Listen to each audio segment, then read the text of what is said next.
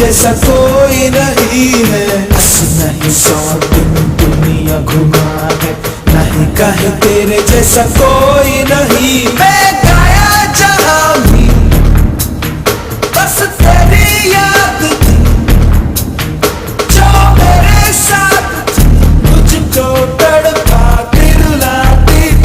सबसे प्यारी तेरी सूरत, प्यार है बस तेरा प्यार ही। माँ तुझे सलाम, माँ तुझे सलाम,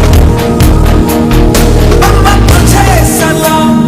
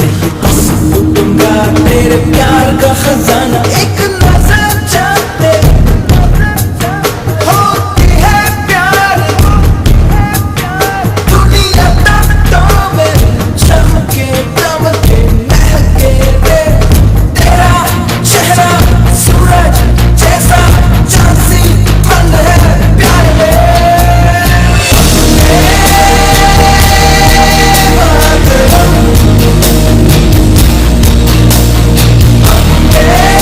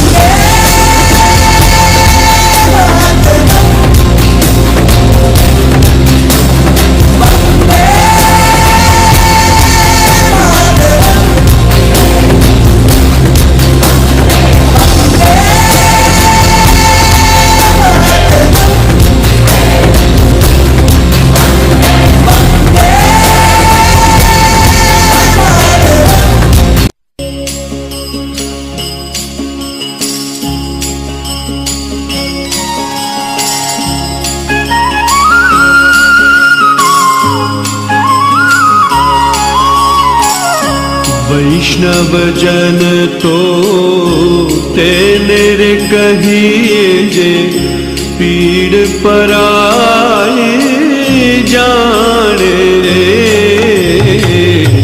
वैष्णव जन तो तेरे कहिए जे पीड़ पराए जाने रे। पर दुखे उपकार करे तोए मन अभिमान न आने रे। वैष्णव जन तो तेरे कहिए।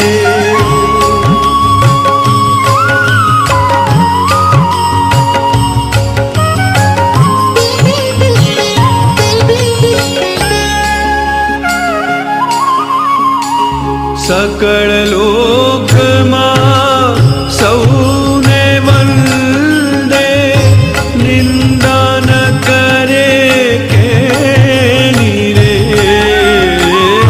वाच काछ मन निश्चल राखे, वाच काछ मन निश्चल राखे। धन धन जननी तेनी रे। वैष्णव जन तो तेरे कहिए।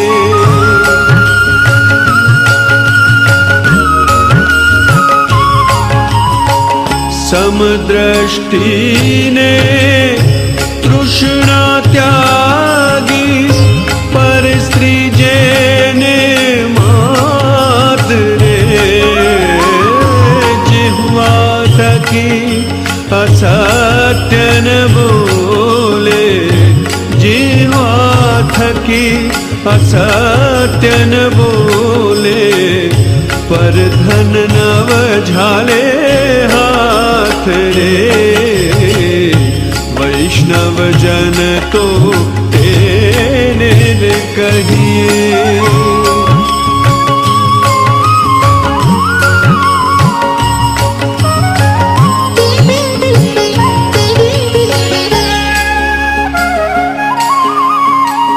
मोह माया व्यापे नहीं जेने, दृढ़ वैराग्य जेना मन मारे। राम नाम शू ताड़ी रे लागी, राम नाम शू ताड़ी रे लागी। सकल तीरथ तेना तन मारे। वैष्णव जन तो तेरे कहिए।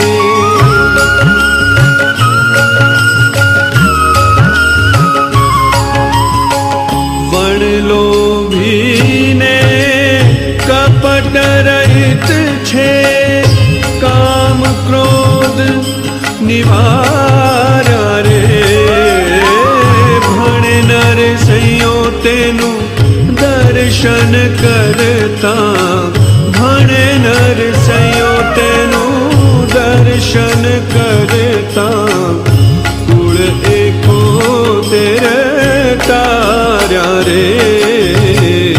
वैष्णव जन तो तेरे कहिए जे पीड़ पराए जाने रे। वैष्णव जन तो, वैष्णव जन तो, वैष्णव जन तो तेरे कहिए।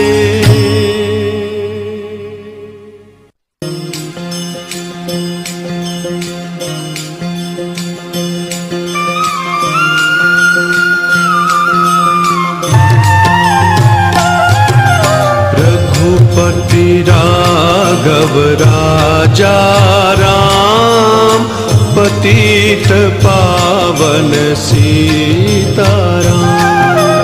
रघुपति राघव राजा राम, पतित पावन सीताराम। सीता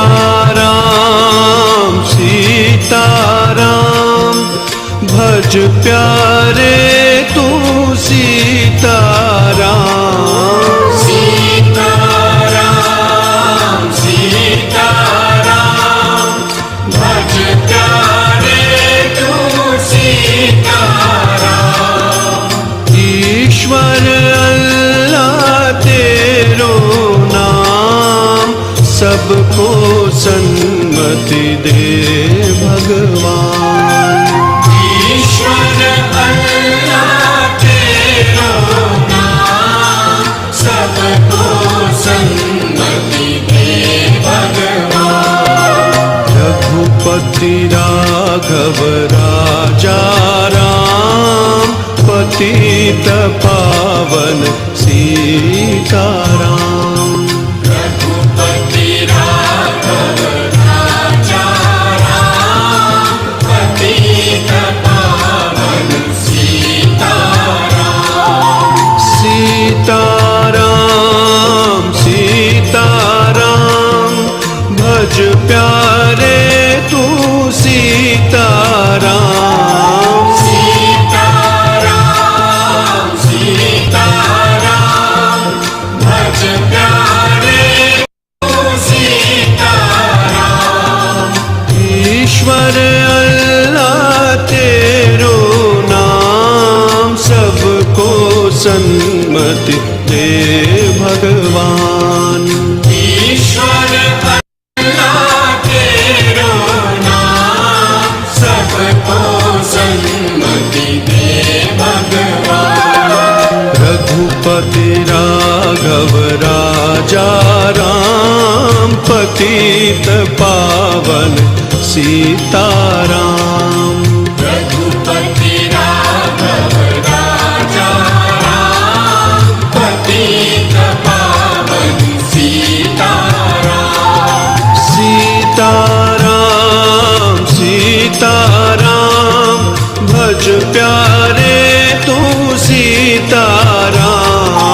सीताराम सीताराम भज प्यारे तू सीताराम।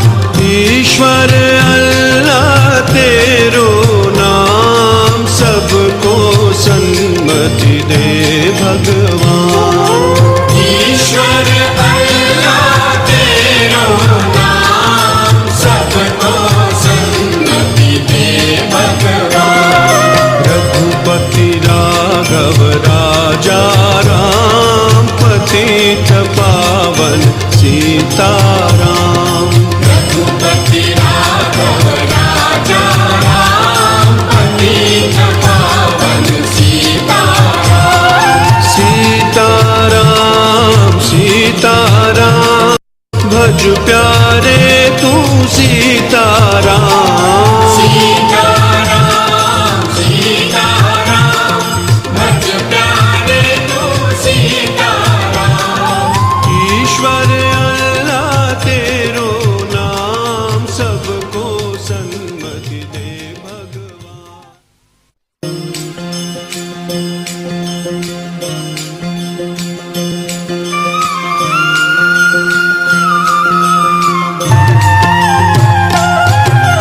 रघुपति राघव राजा राम पतित पावन सीताराम। रघुपति राघव राजा राम पतित पावन सीताराम।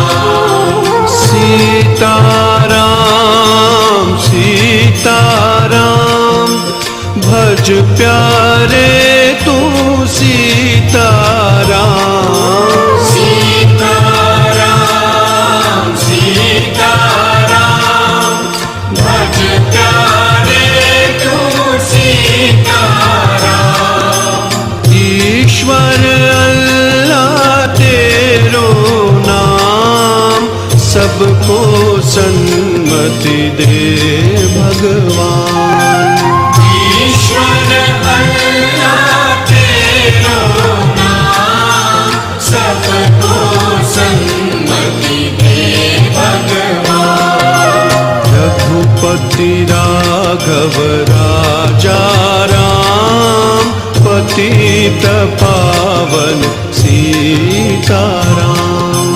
रघुपति राघव राजा राम, पतित पावन सीताराम। सीताराम सीताराम भज प्यारे तू सीताराम। जहाँ पाँव में पायल, हाथ में कंगन, हो माथे पे बिंदिया,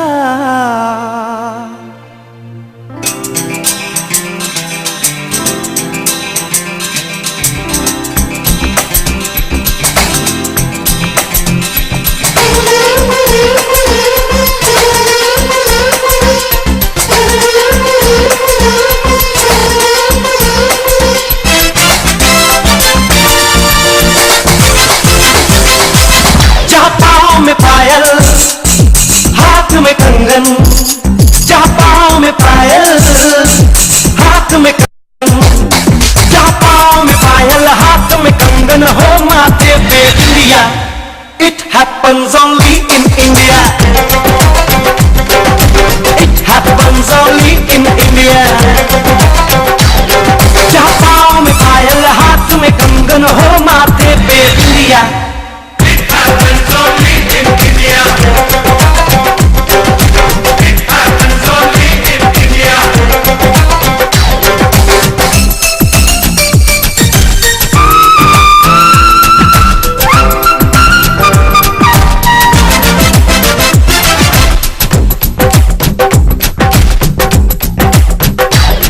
जहाँ जंग पे जाए सिपाही, खुद सजनी तिलक लगाए।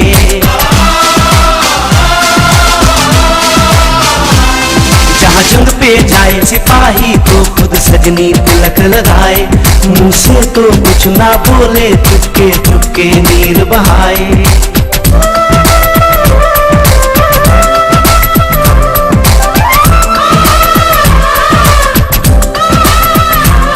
जहाँ जंग पे जाए सिपाही, तो खुद सजनी तिलक लगाए। मुंह से तो कुछ ना बोले, चुपके चुपके नीर बहाए। और अश्कों से अपने लिख कर भेजे प्यार की चिट्ठियां। It happens only in India. It happens only in India.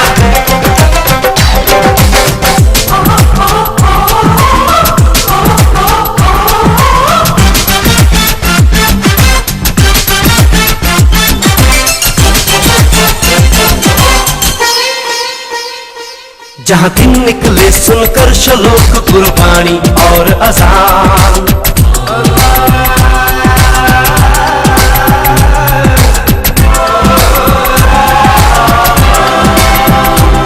जहाँ दिन निकले सुनकर श्लोक गुरबाणी और अजान। जहाँ मजहब से ऊंचा है इंसान सारे एक समान।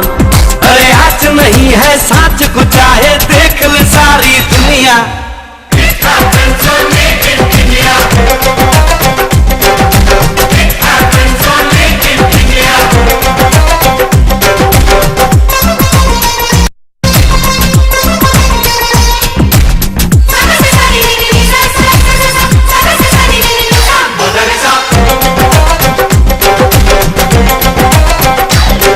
शबरी के खाके ढेर राम ने प्रेम की कथा चलाई।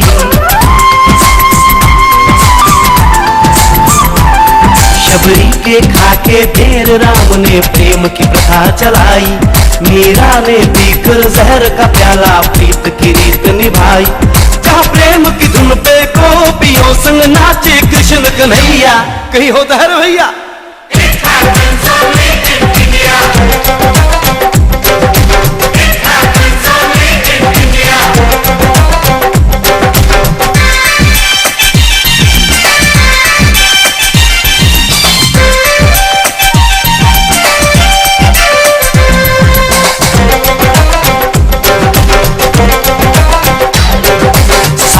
के झूले कहीं पे बैसाखी के मेले।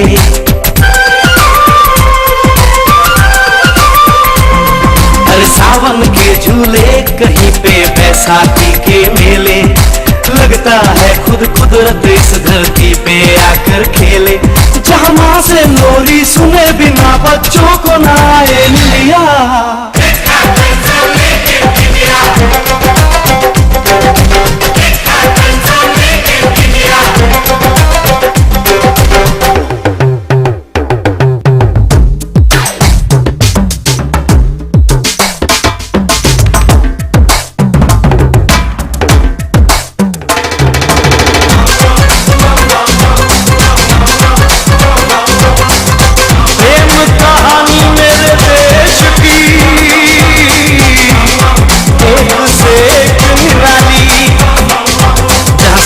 ने महिवाल की खातिर अपनी जान गवाई, जहाँ रांझे ने हीर की एक पल ना सही जुदाई।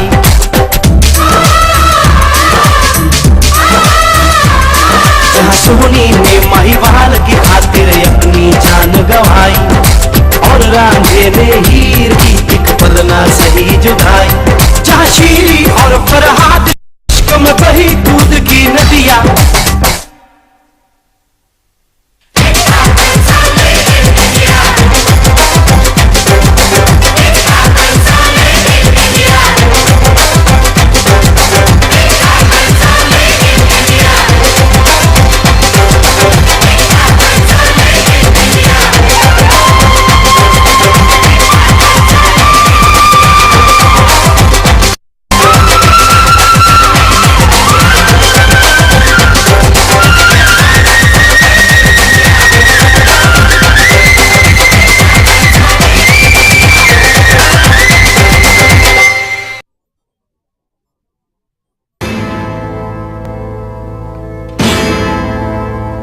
मेरा धर्मा तू, मेरा धर्मा तू, तेरा सब कुछ मैं, मेरा सब कुछ तू।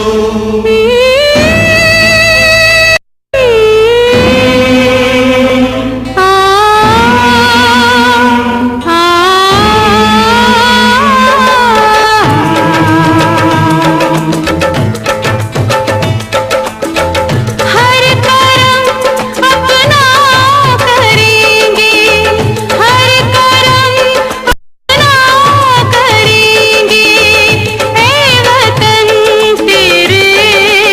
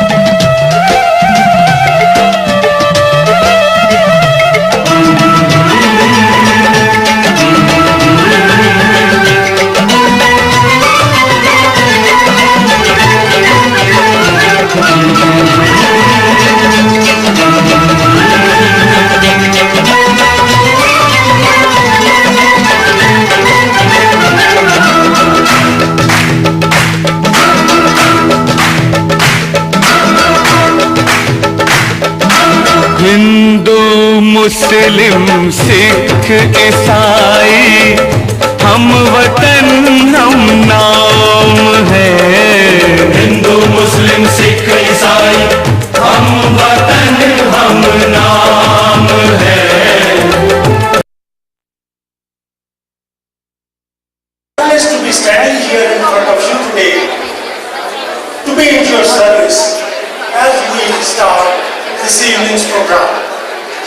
Now I will request those persons, the unique ones who have been helping our trust fund with a great zeal and enthusiasm, and I would request those persons to please come on the stage. First of all, the Mayor of Skokie, Honorable Mr. George Houston. Please come on.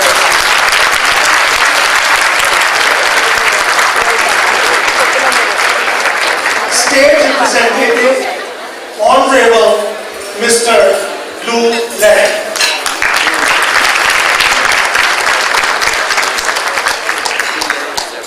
Consul General of India, Honorable Mr. Arun Kumar. Trust Foundation, Mr. Om Prakash Kumari. Our trustee, Honorable Mr. Pramod Shah.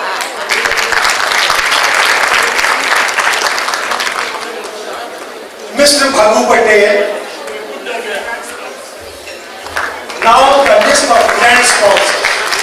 Mr. Bhagu Bhai Patel. Next grand sponsor, Mr. Iftikhar Sharif. Mr. Hiren Patel.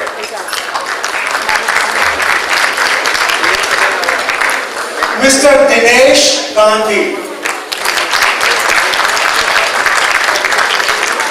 Next grand sponsor, Mr. Harish Bhatt. Dr. C.M. Moldi. Mr. Raghu Nayak. And now the platinum sponsors, Mayur and Nick Patel.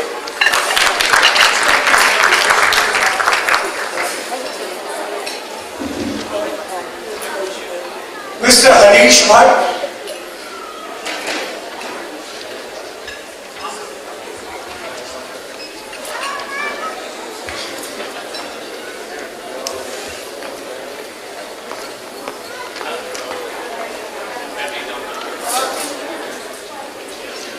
Now we will begin the program with national anthems, American national anthem, then Indian national anthem.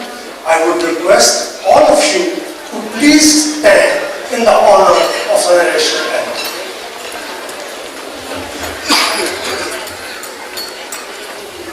Mr. Dinesh Gandhi and Mr. Harish Bhatt, please come to the stage.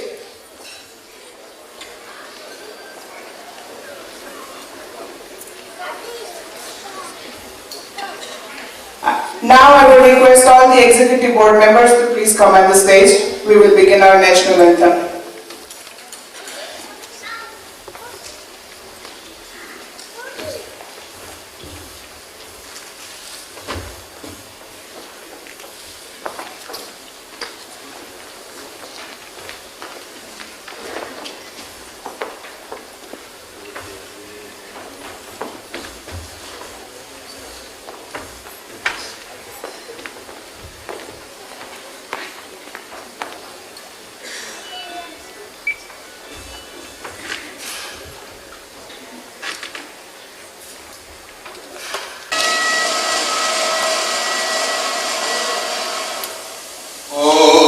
Say, can you see by the dawn's early light what so proudly we hailed at the twilight's last gleaming, whose broad stripes and bright stars through the perilous fight for the right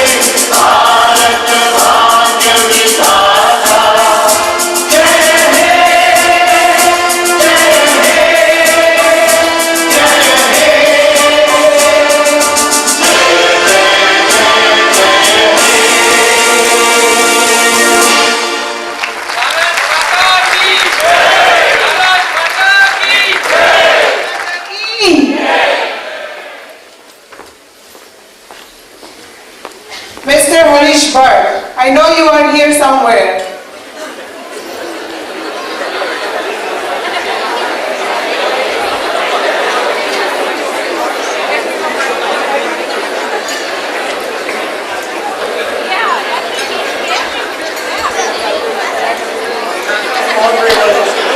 Ladies and gentlemen,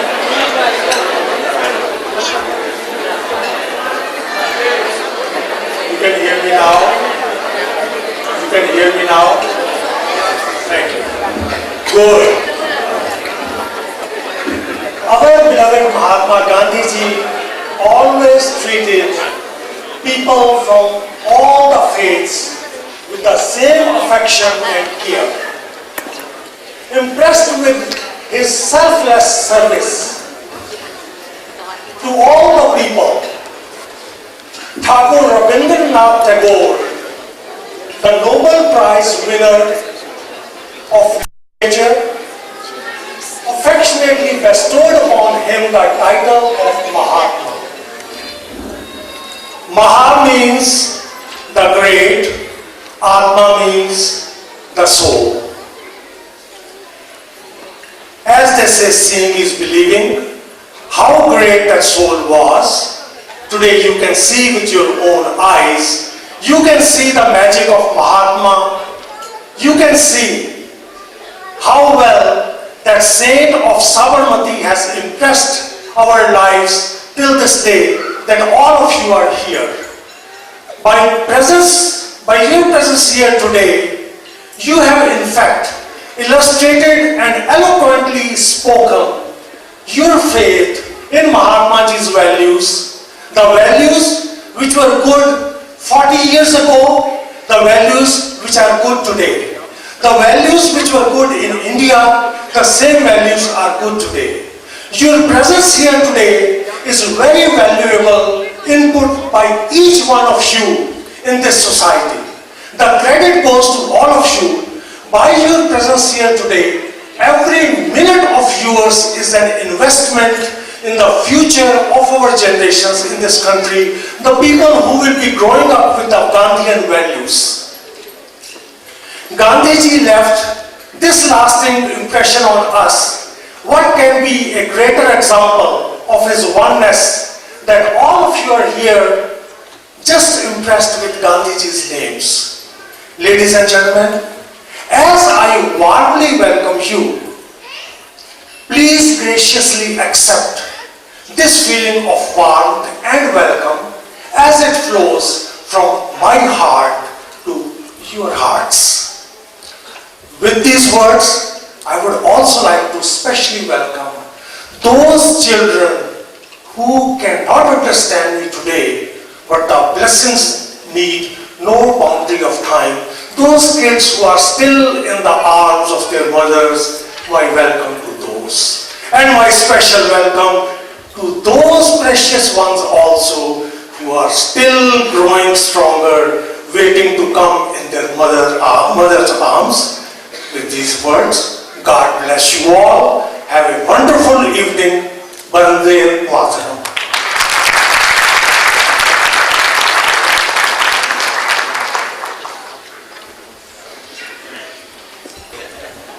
I have been given a good opportunity to present to you a great friend of Mahatma Gandhi Trust Fund.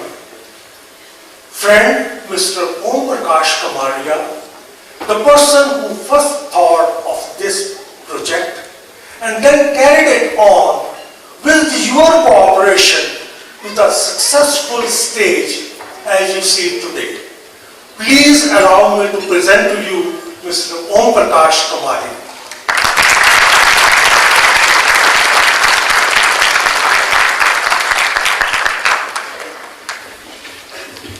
Thank you, Satish ji, for a nice introduction.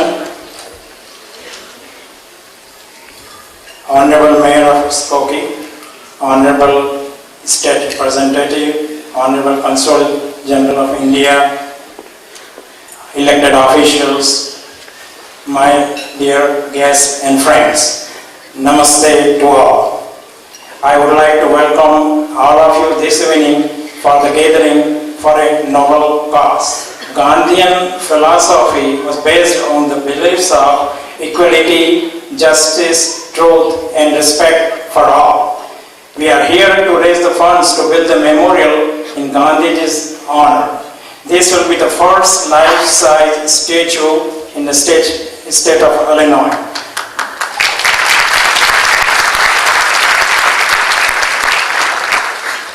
Details of the statue will be given later this evening.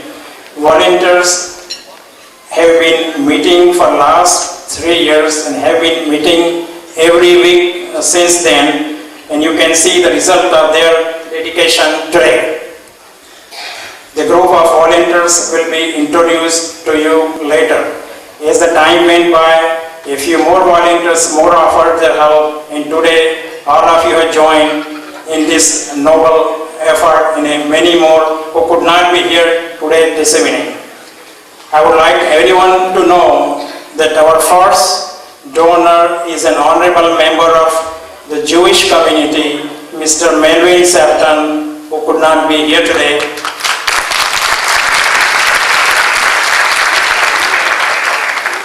Young men, your donation proved to be very lucky for all of us. You can see the result today.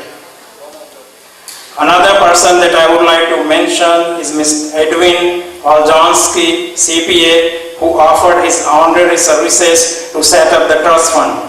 And I cannot forget to mention Mr. Rohit Maniar of National Republic Bank, who issued the letter of credit so we can finish the formality with the village administration. Round of applause for this outstanding people.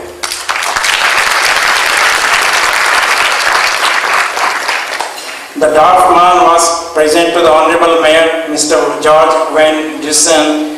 He encouraged us to explore the plan, as subsequently the village board pre-approved it.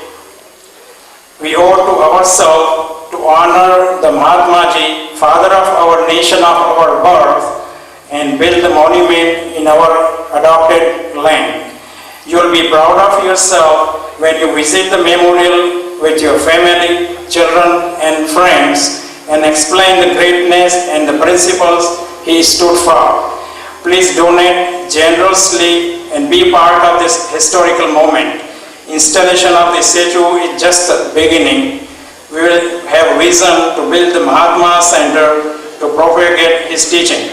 I would like to mention that without the support of my wife, Usha, and my both children, Monique and Rajiv, I could not have reached this stage today. With this word, I'd like to invite Mr. Iftikhar Sharif to introduce our Honorable Consul General of India. Mr. Iftikhar Sharif, our financial chairman for the project. He has done a great job. You can see the result.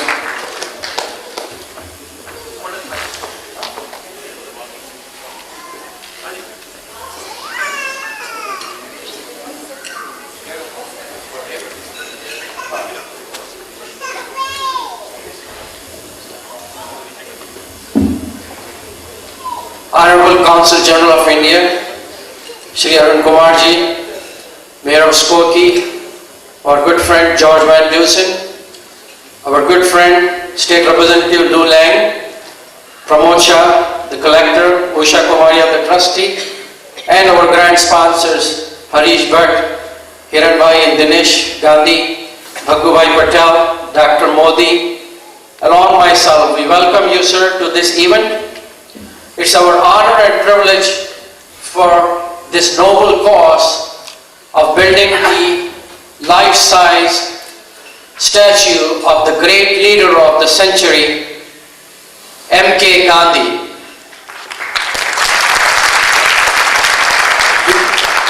We are honored by the support of Indian community as well as American community for this great project. They have come out openly, open-heartedly within a short time to do this major project and make it a grand success. God bless America, God bless India. Our Consul General don't need any introduction. His way of working is so different. He's the man who works behind the scenes, but he creates and gets the job done. To his credit, he has been in so many positions with the Government of India, with the External Affairs departments. He was posted in Dubai and a lot of Middle Eastern countries. Now he has come to United States with a big vision, and he will do it in 3 years, and he has the guts to do it. I request our Honorable Consul General please to come and start the activities of building of this statue by our tradition way of India in doing it by lighting, or we call it a Deep Jalana ceremony. Honorable Arun Kumar to come up and do the Deep Jala, and then of course he will address you. Thank you and Jai Hind.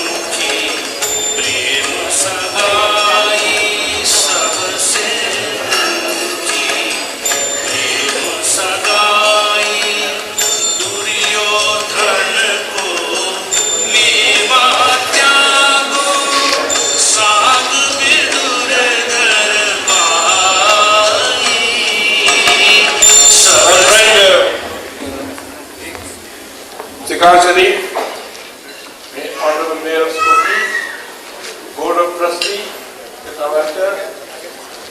ladies and gentlemen, I am in this hall today for the second time,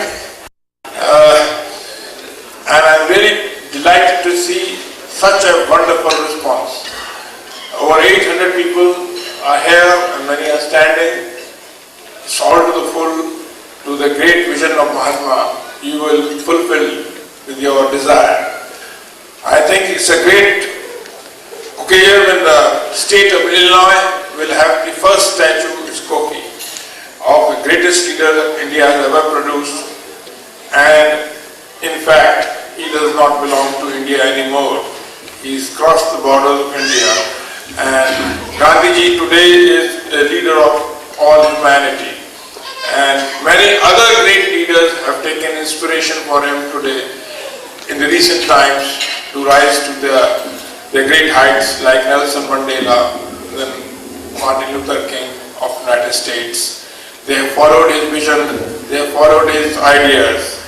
In fact, he was such a simple man, and that on the eve of the Independence Day of India, when Nehru was giving his famous speech, Traced with Destiny, in the Parliament House, he was somewhere in Khali fighting the evil of racism, the evil of fanaticism with all his zeal.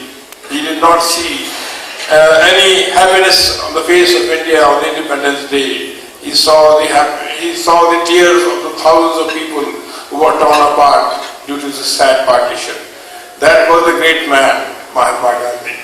He never took any personal glory or any personal benefit for his entire belief. He just believed in a simple thing, and a simple logic.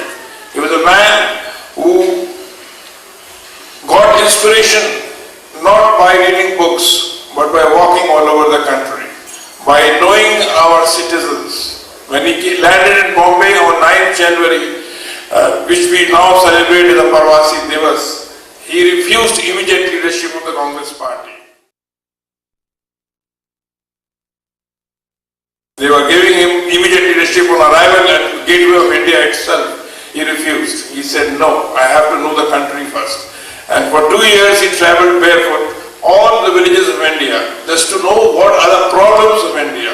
Just see the humanity of the person who was being offered instant leadership of this country, but he refused. He said, no, I must know the people. I have been away from the country for the last 20 years. He was an NRI like you. And he came back and he walked all over the countryside, knew the problems of the country, and then he made his agenda for the independence. And that is the great man we are remembering today by having his life-size statue erected. Not only that, he gave the ultimate sacrifice to the subcontinent, that is his life, for what he believed in. Many people did not thought that what he believed in was correct, and he had to pay the penalty of his own life. That was the ultimate sacrifice he gave to the nation by giving his life and giving it a message that such hatred has got no place in history. So his sacrifices are, which we cannot, our young people who are born now or yet to be born have to know these facts of life. The sacrifice he gave for the country and for the things he believed in were indeed left a tremendous impact on the whole humanity. Not in our subcontinent, but all over the world, what he said. And his message in the 21st century, I think, is becoming more and more relevant. With the troubled state of affairs all over the world, his message of peace, living in harmony, living with all races together, has a real meaning. And I'm sure this statue in the Grand Park in Skokie will remind us of this great man when the young children will see him and perhaps wonder who he was. And I'm sure that with the proposal of Technologists to have a sort of a Gandhi Center, where not only the young children will see the statue, but they will read his books, read about his lifetime struggle, what he did, what he stood for. That will be a further good testimonial to the already one that is going to stand after a year or so. I wish the organizers all the success, and the people of Skokie, especially our American friends, for having given this cooperation to us. And I am sure not only us, but the entire American nation will be enriched with this philosophy and his humanness. I am sure Skokie is on a dawn of a great era where you will have this wonderful statue of the greatest son of God. And Einstein said, the man who walked in flesh and blood. You can't have a greater remark by such an outstanding person. With these remarks, I wish all you a very happy occasion, a lovely dinner, and thanks for your donation. Every dollar adds to the great cause, and I am very thankful to all of you who have turned up here in great numbers, reaffirming your belief in Gandhi. Thank you very much. Thank you.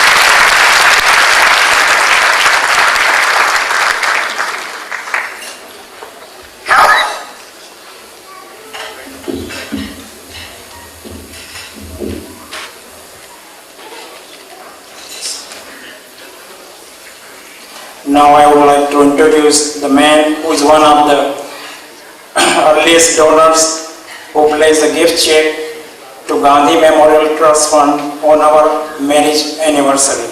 He has always been a staunch supporter for our community, and this project, under his leadership, we receive the constant support in the village administration. Ladies and gentlemen, please welcome the popular Honorable Mayor of Village of Skokie, Mr. George Van Dusen.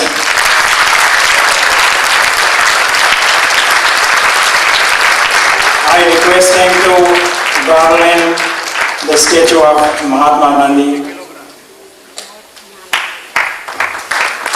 Portrait.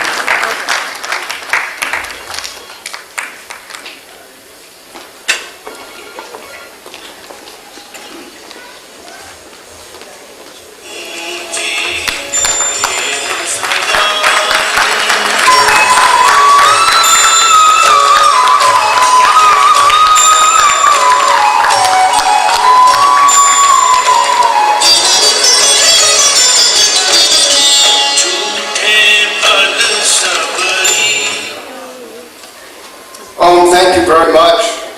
It's a pleasure to have the opportunity to be here with you this evening. It's an overwhelming crowd, and I understand, Usha, that you've even had to turn a few people away. Congratulations.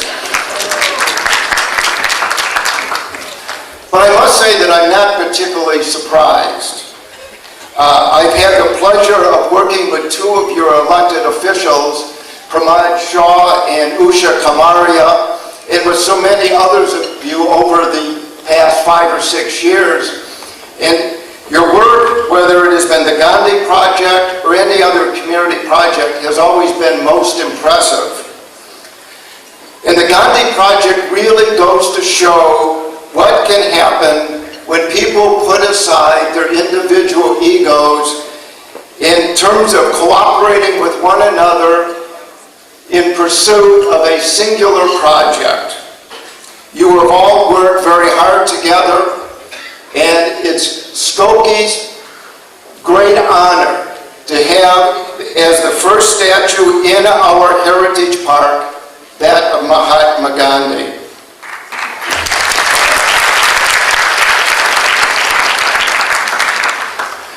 I remember with great affection meeting, I believe it was almost 3 years ago to the date, in the living room of Usha and Om, when a group of representatives from the Indian community met with me and our then Corporation Counsel, Barbara Meyer, who, by the way, was here earlier in the evening and asked me to express her regret. She has relatives in from out of the country and she had to leave early.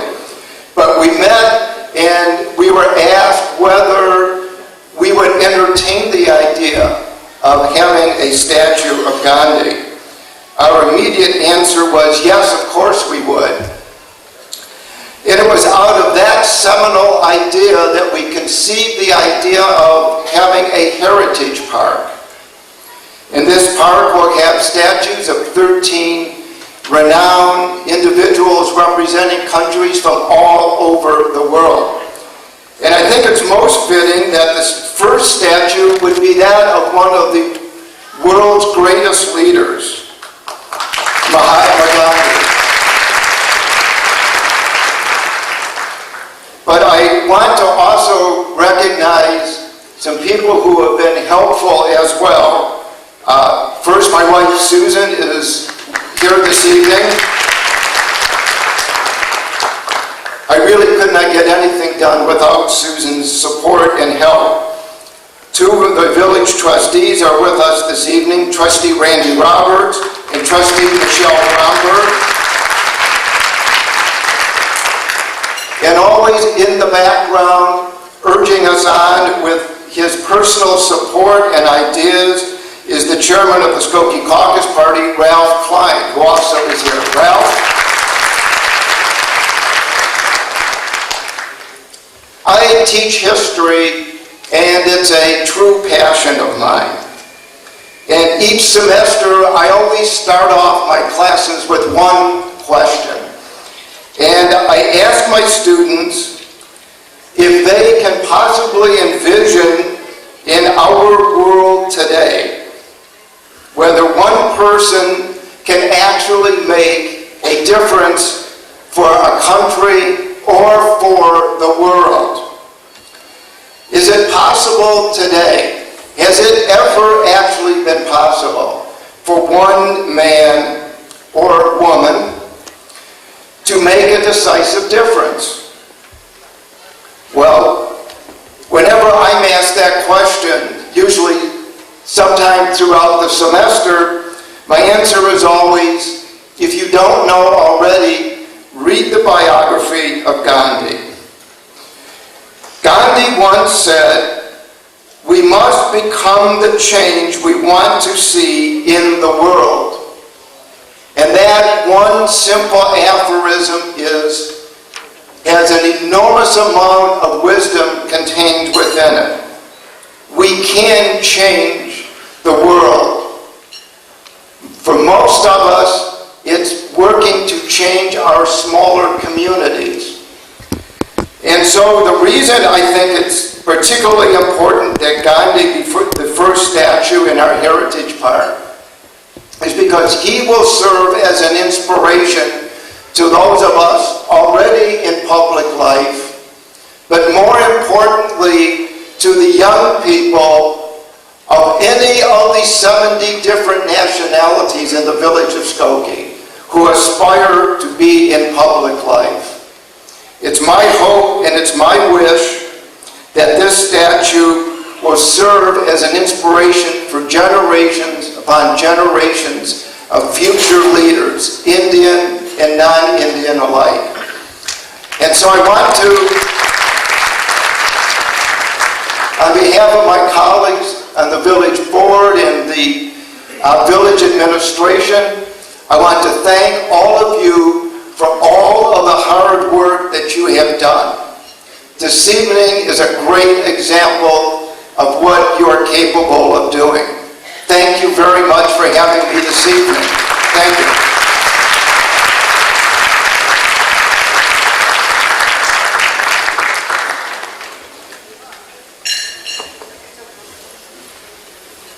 Now I would like to request Mr. Vipul Shah to introduce our Honorable State Representative, Mr. Lulang. Mr.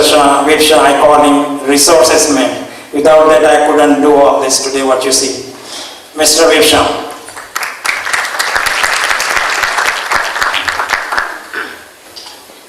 Thank you, Om Prakash, for fine introduction. The statue of Mahatma Gandhi is going to, help our young generation to resolve dispute and differences with peaceful means. It will also inspire millions to fight injustices with satyagrahas, fasting and other methods that Mahatma Gandhi taught us in a peaceful means. And it would be a good fitted tribute and honor to the man of the century and father of our Mother India. And we all should put our hands and hearts together to support this project, and we should finish this project in a quickest and finest manner. I'm not going to give you big lectures. There are a lot of people going to, speak.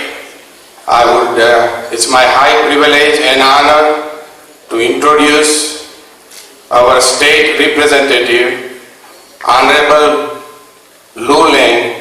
He is a very close friend of Indian community. He is always there to help all of us. He always, whenever he meets me, he says, "What can I do for you and your community?" He has been helping our Indo-American Center, who provide tremendous amount of service to our community, and he is always there for us. And he is running again in the election, and he has always our support and help, and he will be elected, and we're gonna put all our resources and energy behind him to get that thing right. Thank you. And now I'm gonna introduce and have Mr. Lulang to address this assembly. Thank you.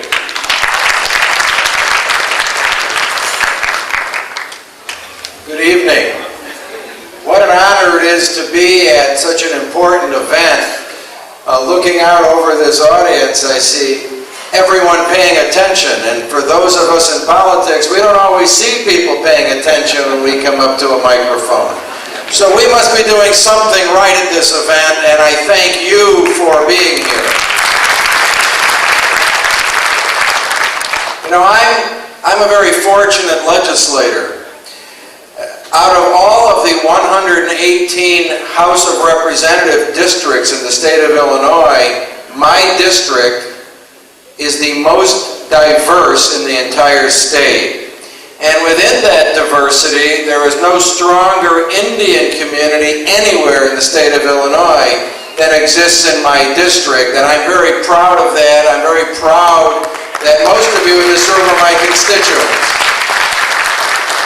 Now, I don't want to leave those of you out over here from Naperville and Wheaton and Schaumburg and all sorts of other places. And you are welcome to move into Skokie. We'd be happy to have you. There's a lot of building going on in Skokie, and we would like to make the Indian community in Skokie even stronger.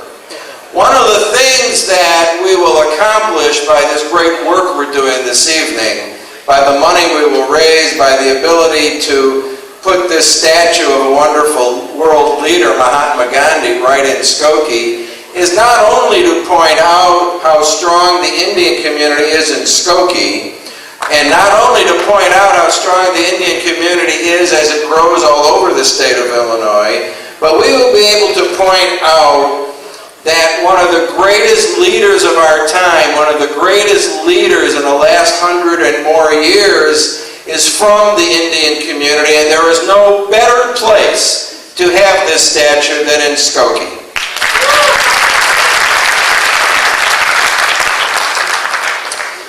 So it is my honor to be here. I know when Veep introduces me, and he has several times recently, he always talks about how honored he is to know me. I'm honored to be here with you. That is far more important. I just simply want to thank you for your work. You know, Gandhi was all about nonviolence. Everybody knows that. We talk about that. And with all of the violence in the world today, in Israel, Iraq, Afghanistan, Korea, a lot of places in the Arab world, and right here on the streets of America, we need new leaders like Mahatma Gandhi who are willing to step up, and talk about what we need to do to improve our world. Many who don't understand world history look at what Gandhi accomplished creating modern-day India and talk about it being all about the creation of India. And that was important enough, I'm sure we'll agree. But what Gandhi did in India was for everyone. It was for the world community. It was a lesson for all of us. And a lesson that says, as the mayor said earlier, that one man can make a difference, and one woman can make a difference, one person can make a difference, because person by person by person, if we learn the lessons of Mahatma Gandhi, if we learn his lessons about nonviolence, we learn his lessons about the telling of the truth as it is, we can move mountains, we can make this world a far better place for us and for our children.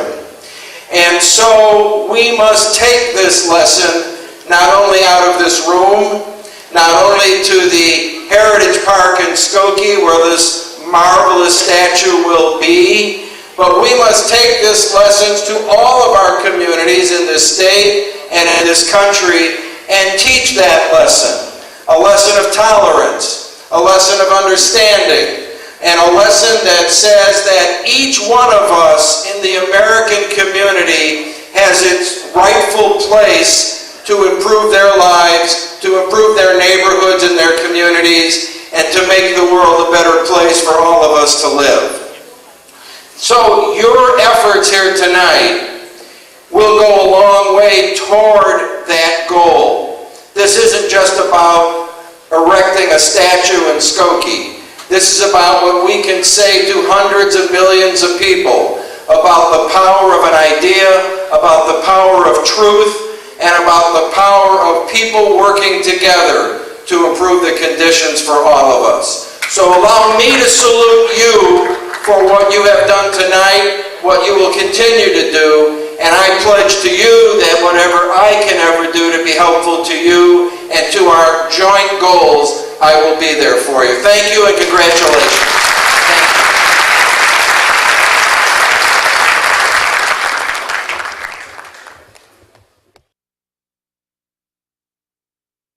All of these speakers are truly Gandhian. They spoke a few words and spoke a lot about the action. A genuine round of applause for all of these gentlemen who honored the past.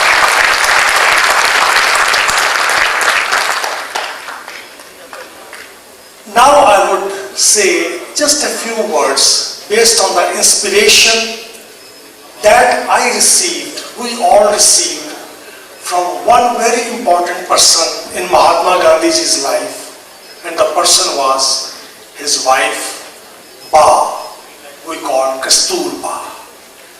She was a real spiritual, religious support for Gandhiji in his thinking and his actions. Respected ladies and gentlemen, 3 years ago, when for the first time we got together at Om Prakash Kamaria's house and for a meeting, that was the first time he mentioned about his thoughts about this project.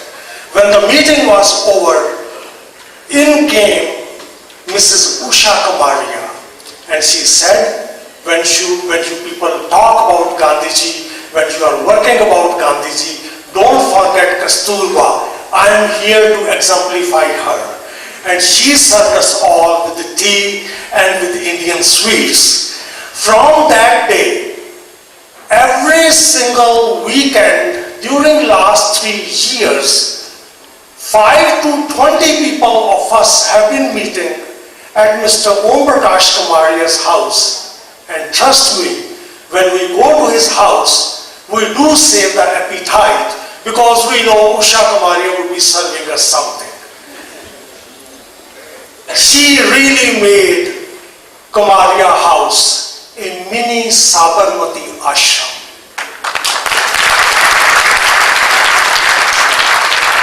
I would now like to present to you Mrs. Usha Kamaria. Mrs. Usha Kamaria, please. Mrs. Usha Kamaria will be leading the program for the rest of the evening. With her will be joining hands a young, energetic Dr. Utpal, MD.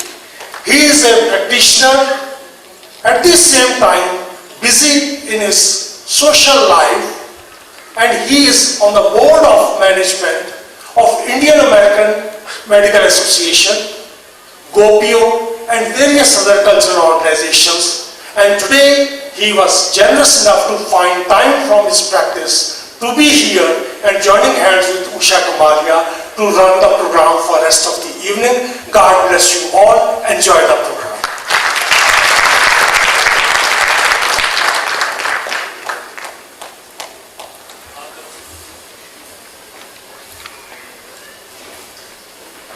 Namaskar. I lost my speech somewhere here, so please forgive me. I'm going to just say what comes from my heart. I had to write real quickly because my folder is lost somewhere. Dear friends, honorable guests, all youth volunteers, today is a proud day for all Indian Americans living in Illinois. Who would have thought 30 to 40 years ago that such a thing was even possible outside of India? Through the hard work and high level of performance in every aspect of our life, we have earned a special place in people's heart around the globe. Today's event is an example of how we have been viewed by the world. I consider myself very fortunate and honored that God has given me this opportunity to serve on the committee that is going to make a history. Today I feel very proud in asking all my friends present here to donate for this noble cause. For our father of our nation, who gave up everything to get our country, give us our country a priceless freedom, who wore one piece of cloth because he thought that wearing imported clothes made his country people look poor. So he walked So he decided he is going to spin his own cloth and wear his own cloth. This was our father Mahatma Gandhi. I especially like to thank the village of Skokie and its administration for being so supportive of this project. Without their support, this was not possible. So let's give this village people a big round of applause. Thank you. Now I will give mic to Dr. Utpal Parekh to address the audience.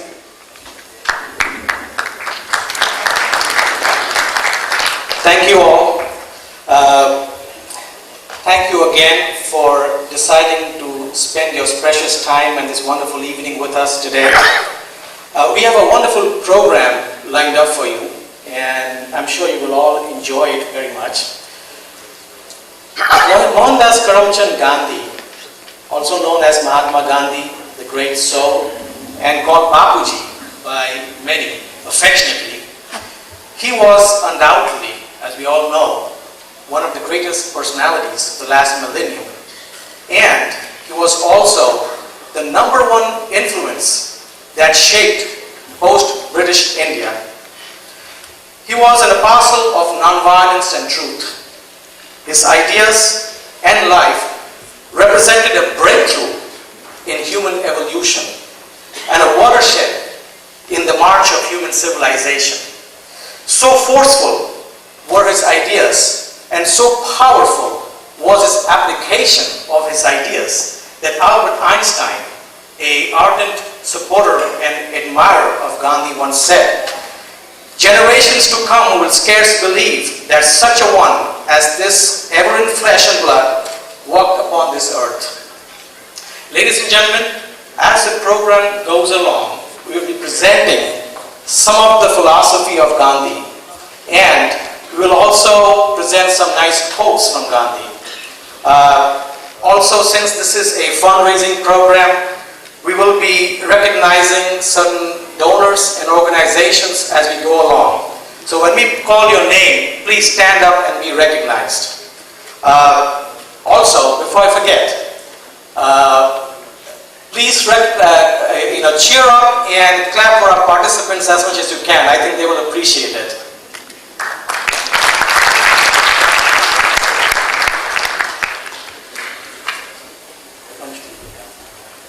Now I will request all our guests here to please take your seats, and we are going to begin our program. In between our programs we will be calling, so please don't leave.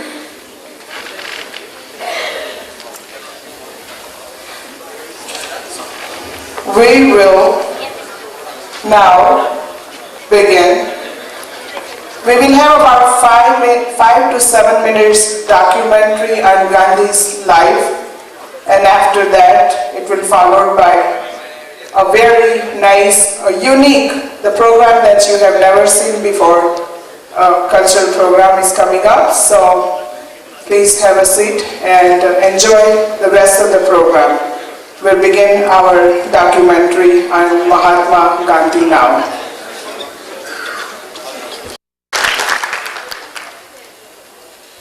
Namaste. Good evening.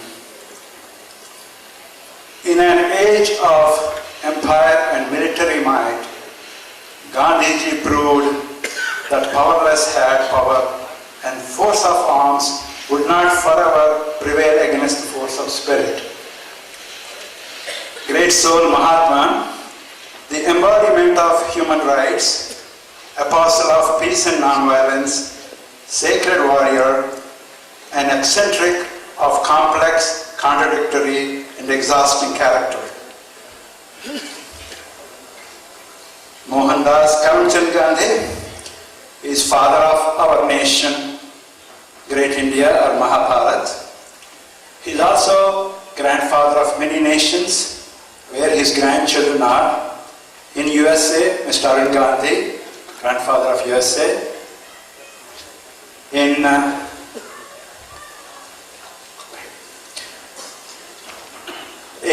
South Africa, Ms. Ila Gandhi, who represents his district, where the Phoenix farm was. And of course, in India, there are many, many great and great-grandchildren. This is a collection of slides I made since 1986. My sojourn started when I was attending a meeting of ophthalmology in Ahmedabad in 1986. I had the chance to go to the Sabarmati Ashram and collect a few pictures from there. And since then, I have been to South Africa at Pietermaritzburg, where he has changed himself and the world with the manhandling that happened on the train. I have been to the Phoenix farm in South Africa, Durban, with my wife in 1999, where his press was, which was completely burned down because of communal rights now. And Mrs. Ila Gandhi represents that area to renovate the project. So I'd like to present to you before the images of Gandhiji in the form of pictorial biography, early years in South Africa, the freedom movement, books written by him, depictions of him by great authors, stamps in his honor, and quotes to live by. I have a project which I started about 4 or 5 years ago. I need your support to resurrect, to get another stamp in this country in the present day of violence to promote peace and non-violence. Please proceed. Thank you, and have a great day. You'll be seeing the music in the background. Thank you.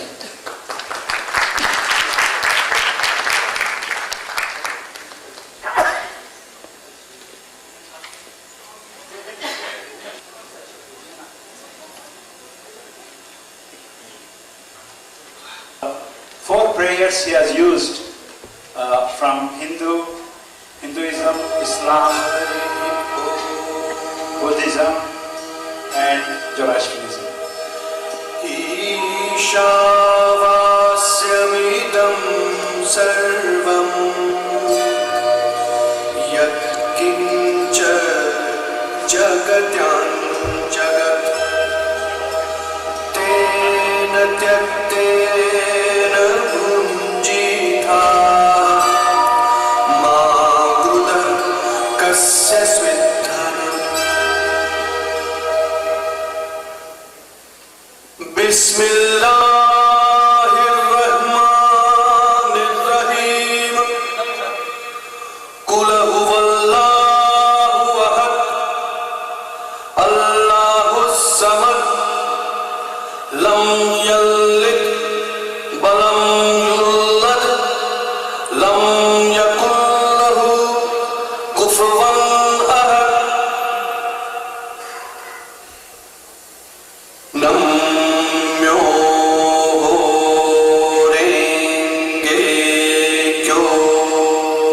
October the 2nd, 1869. The future Mahatma was born in a small room in a 3-story house in Porbandar, a coastal town on the Kathiawar Peninsula in western India. The house is still preserved as a national monument. The future Mahatma was born in a small room in a 3-story house in Porbandar, a coastal town in western India. Gandhi was the fourth and the last child of his father Karamchand, who was the Diwan of the small princely state of Porbandar. Gandhi's mother Putlibai was a deeply religious Hindu woman. The teenage Gandhi failed to get to know much of religion. Going to the temple did not appeal to him.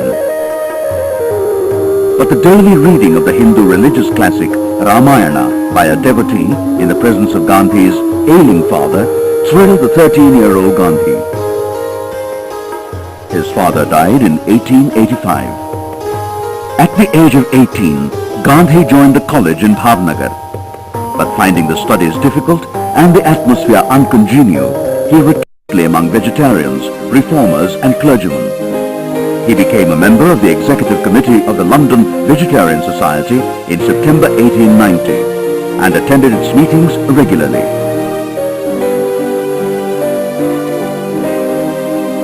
He studied the English translation of the Bhagavad Gita and greatly liked it. He also read the Bible.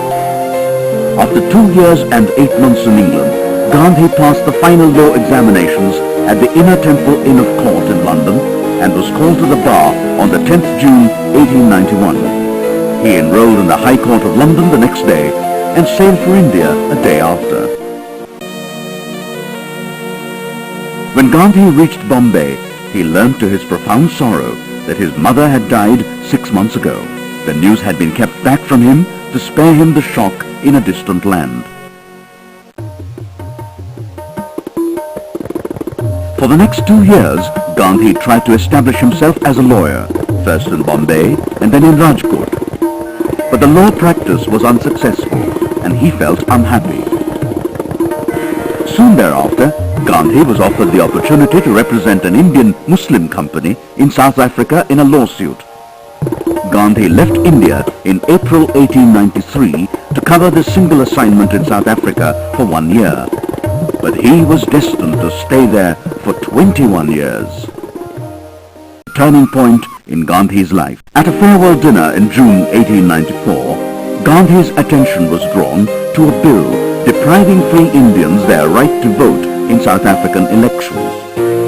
He decided to stay on to remedy their grievances.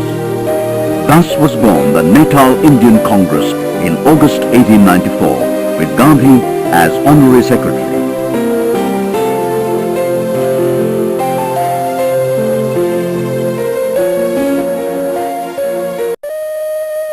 On a short visit back to India in 1896 to fetch his family, Gandhi published the Green Pamphlet, which detailed Indian grievances in South Africa.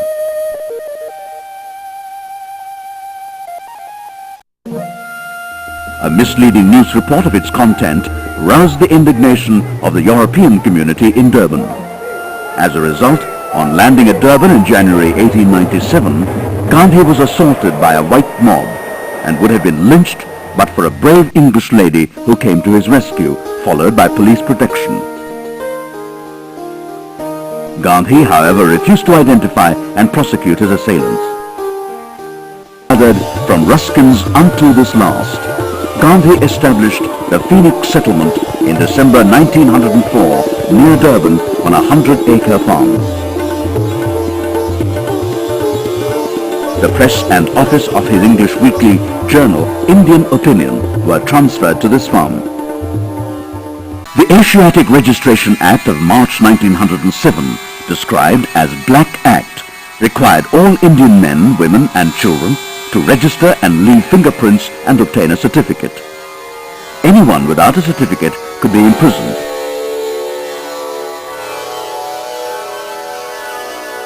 It was around this time that Gandhi shaped his idea of satyagraha, meaning truth force or soul force, by which truth could be insisted upon not by the infliction of suffering on the opponent but on one's own self.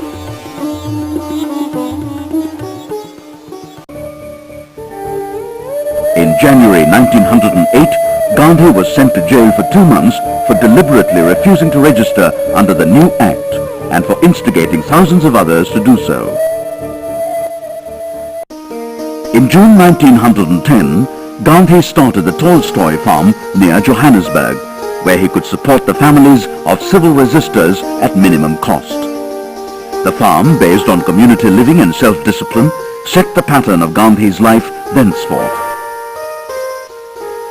In October 1912, Gopal Krishna Gokhale, a moderate leader of Indian nationalists, visited South Africa with the knowledge of the British government in India. South Africa, white as well as coloured, welcomed him with almost royal honours. Gandhi was always by his side. The South African authorities obviously wanted Gokhale to carry back a good impression to India.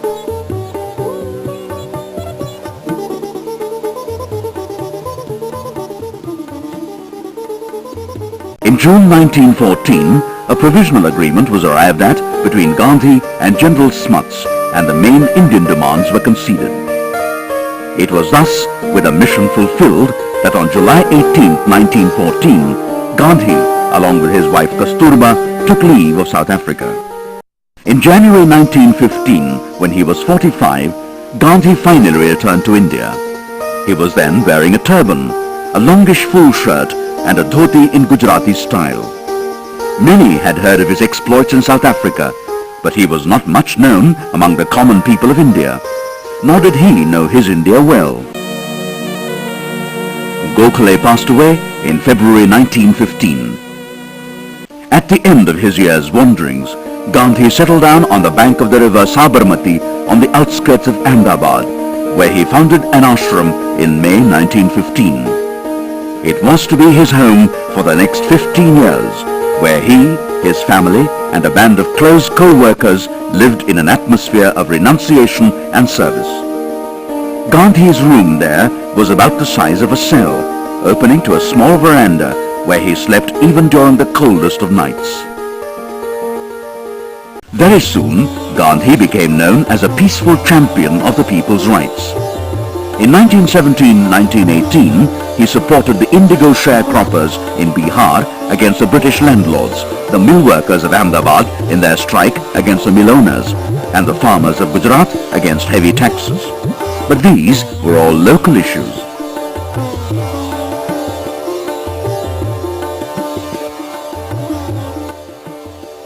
In September 1921 at Madurai town in South India, Gandhi suddenly resolved to wear only a loincloth and a shawl to signify his identification with the poor masses of his country.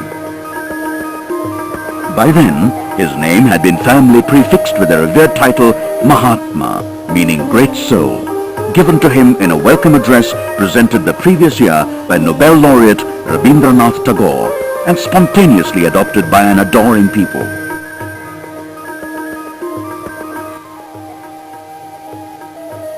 In March 1922, Gandhi was arrested on charges of writing seditious articles in his English weekly journal, Young India. The great trial, as it came to be known, ended in just 100 minutes on March 18, 1922. The sentence, a 6-year imprisonment. Gandhi was lodged in the Yeravda prison in Pune. In the beginning, he was not allowed to sleep in the open, nor allowed a pillow.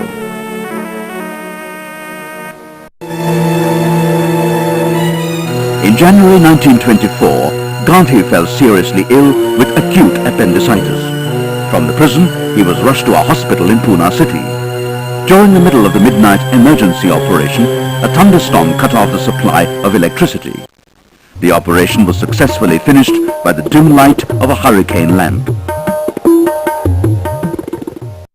Owing to his poor health after the operation, Gandhi was released in February 1924. He went to the beach at Juhu near Bombay to recuperate in the villa of an industrialist. He was a changed man. He understood better the meaning of self-effacement and renunciation of the fruits of work as enunciated in the Bhagavad Gita.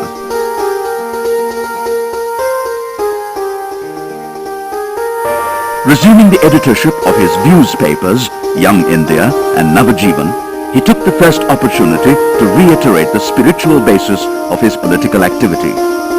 In an article, My Mission, he declared that he had no desire for the perishable kingdom on earth, and that he was striving for the kingdom of heaven, which is moksha.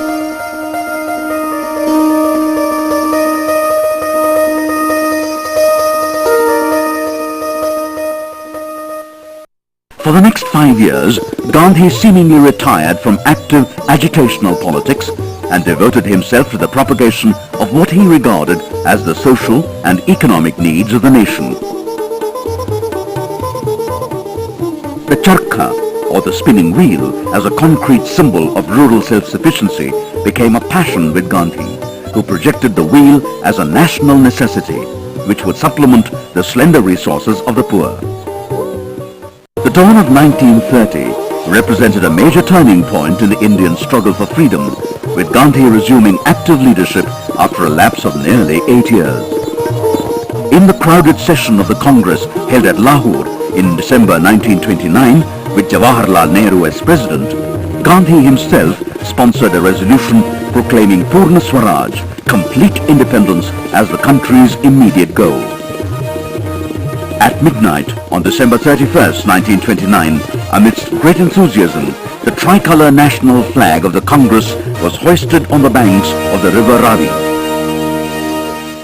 Within weeks, Gandhi moved into action with his historic Salt March. On March 12, 1930, Gandhi and 78 chosen members of the Sabarmati Ashram began a 24-day march to the beach at Dandi, 241 miles away, to break the British law which deprived the poor Indian of his right to make his own sword. From March 12th to April 5th, 1930, Gandhi, leading a peace brigade of 78 khadi-clad disciples, made his way on winding rural roads, marching in the name of God. He had no trouble in walking. Less than 12 miles a day in 2 stages with not much luggage, he said.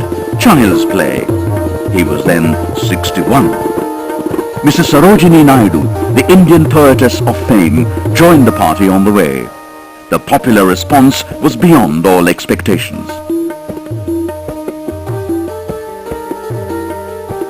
On April 5th, 1930, early in the morning, Gandhi marched to the shore, bathed in the sea, and picked up some salt left by the waves. Mrs. Sarojini Naidu, standing by his side, cried, "Hail, Deliverer!" The next act was a non-violent insurrection. All over India's long sea coast, Congress workers and villagers invaded the beaches to make salt. The police resorted to massive repression and arrests.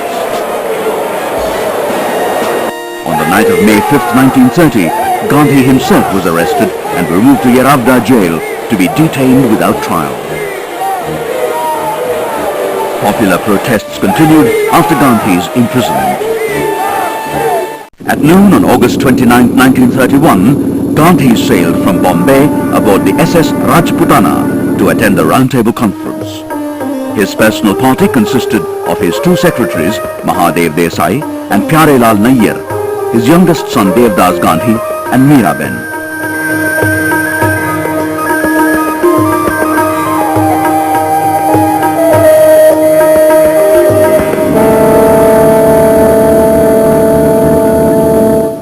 Gandhi arrived in London on September 12, 1931, and remained in England for nearly 2 months.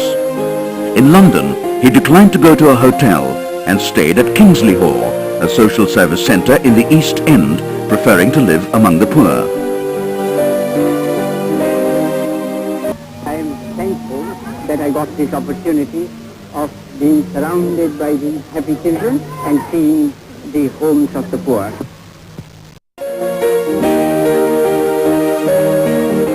Gandhi was wonderful newspaper material, and foreign journalists covered every move he made in England.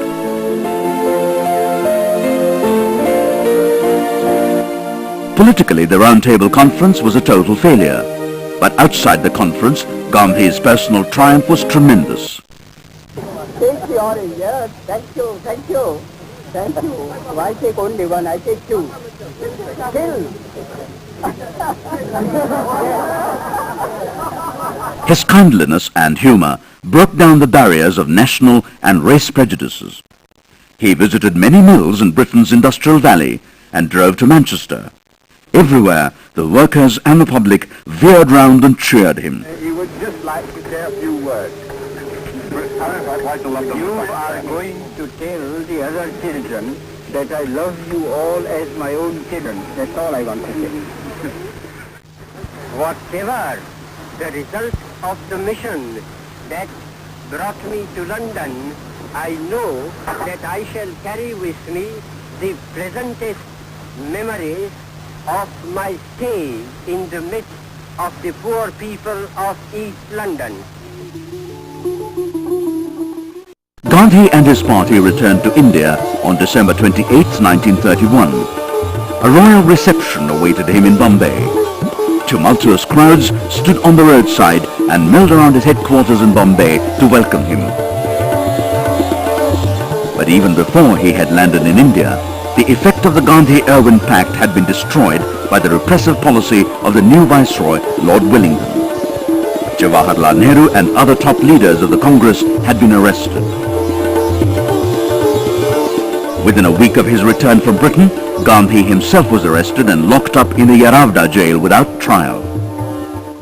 When the celebrated Meenakshi temple in Madurai was formally thrown open to Harijans in July 1939, and the news reached Gandhi when he was in the Northwest province, he welcomed the event and lauded the reform as very significant. Removal of the customary bar on entry of untouchables into the temples was an integral part of Gandhi's crusade against the evil of untouchability in the Hindu society.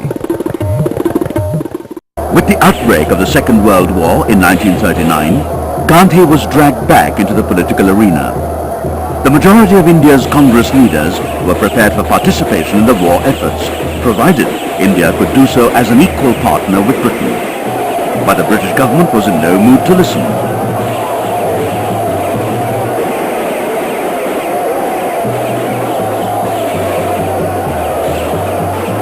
Owing to American concern at the low war morale of the Indian people, Britain consented to send Cabinet Minister Sir Stafford Cripps to New Delhi with a proposal to secure Indian support for the war.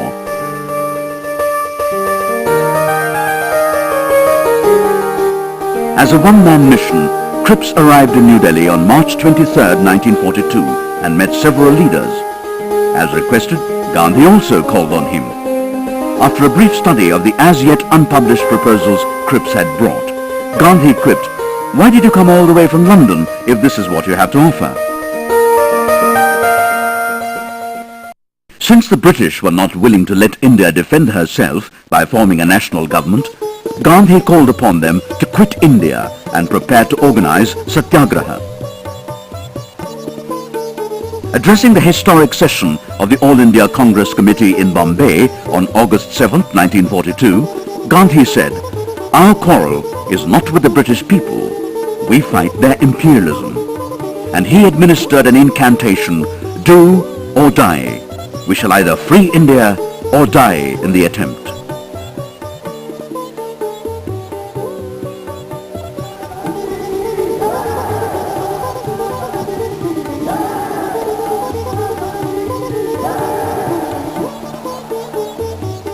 The Quit India resolution was passed on August 8, 1942. In the early hours of the very next morning, Gandhi and all the top Congress leaders were roused from their beds and carried to places of internment. In September 1944, Gandhi had a series of meetings with the Muslim League leader M.A. Jinnah in an effort to solve the communal problem. But the talks failed, as Jinnah would be satisfied with nothing less than Pakistan as separate state for the Muslims. In June 1945, the other Congress leaders were released from prison. The Viceroy summoned the Indian leaders for a conference at Shimla with a view to help the formation of a more representative executive council. The conference began on a hopeful note, but broke down because of Jinnah's insistence that his party should have the exclusive right to nominate Muslim members of the Viceroy's Executive Council. Hence, by November 6, 1946, Gandhi was set on his peace mission in Noakhali. Throughout his sojourn in East Bengal for a full 4 months, Gandhi, at the age of 77, trudged from village to village through a most difficult countryside, where low, marshy patches had to be crossed on precarious, improvised bridges of bamboo poles. With a grim determination he kept on, resolved to do or die. He would leave only when things became perfectly normal. And then he walked alone. From Bengal, Gandhi went to Bihar in March 1947, where the victims of the communal riots were Muslims. The Hindu peasants there had wreaked a terrible vengeance on the Muslim minority as a retaliation for the barbarities of the Muslim majority in East Bengal.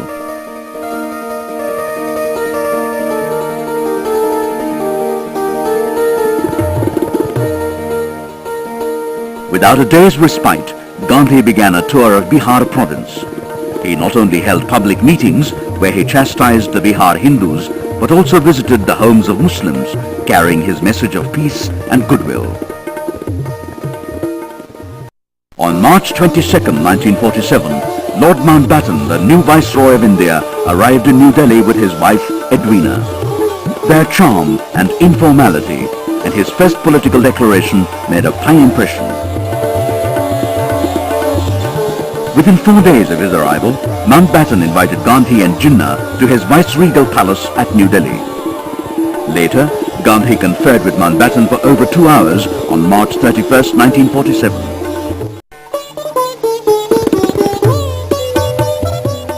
The Asian Relations Conference, attended by 250 delegates from 22 Asian countries, had been inaugurated at New Delhi by Jawaharlal Nehru on March 23, 1947.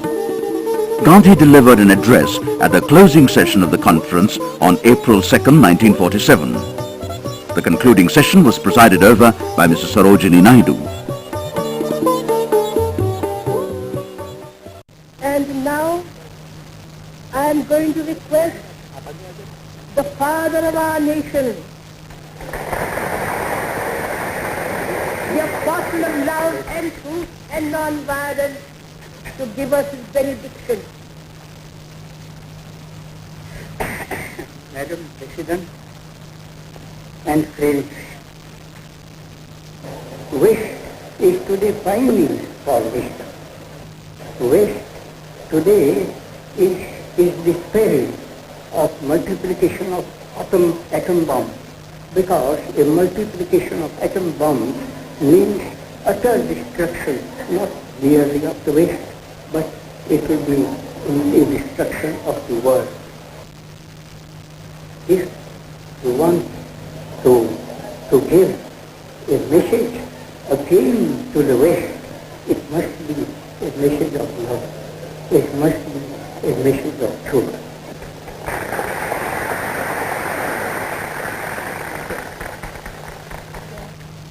During the series of talks the Viceroy had with the Congress and Muslim League leaders during April-May 1947, it became evident that the solution of the Indian political deadlock could be sought only through the division of the country.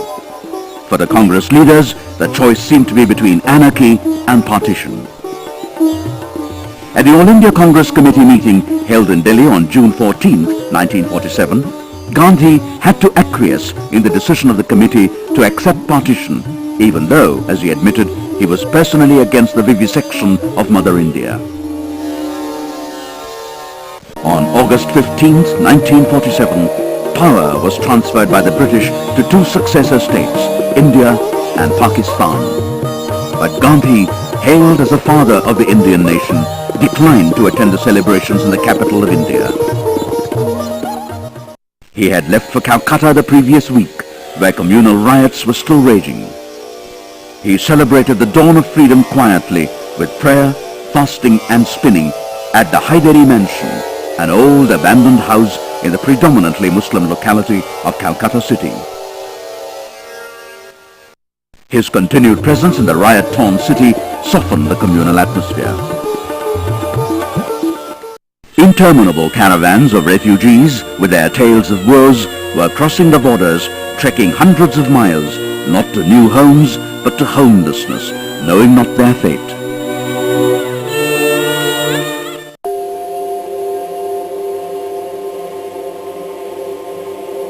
January 30th, 1948.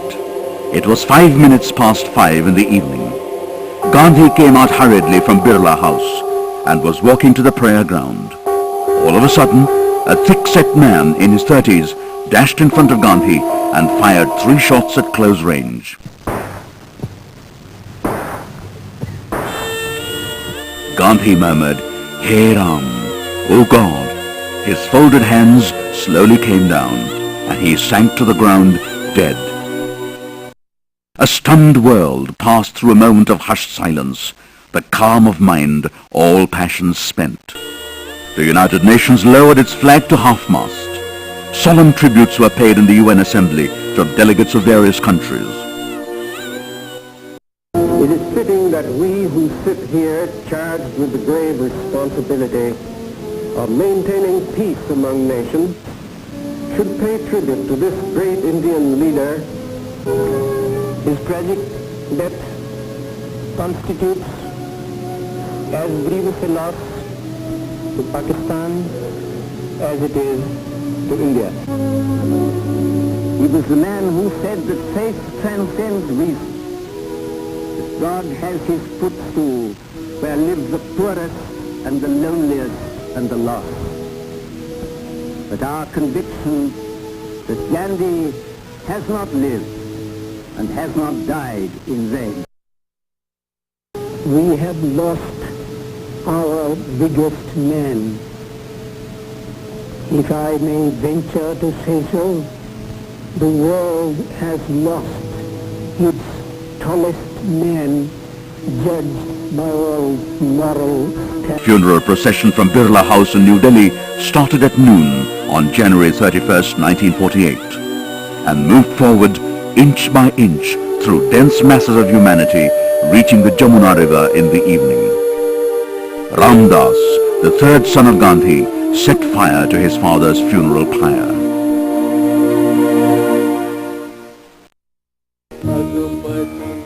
Thus died the Mahatma, at the hands of one of his own people, to the eternal glory of what he had lived for.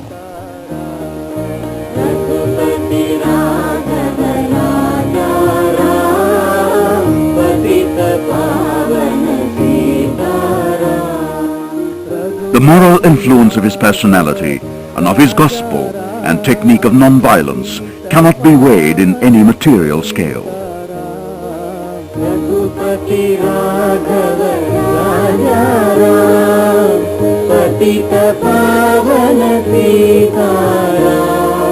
Raghupati Raghav राजा राम पतित पावन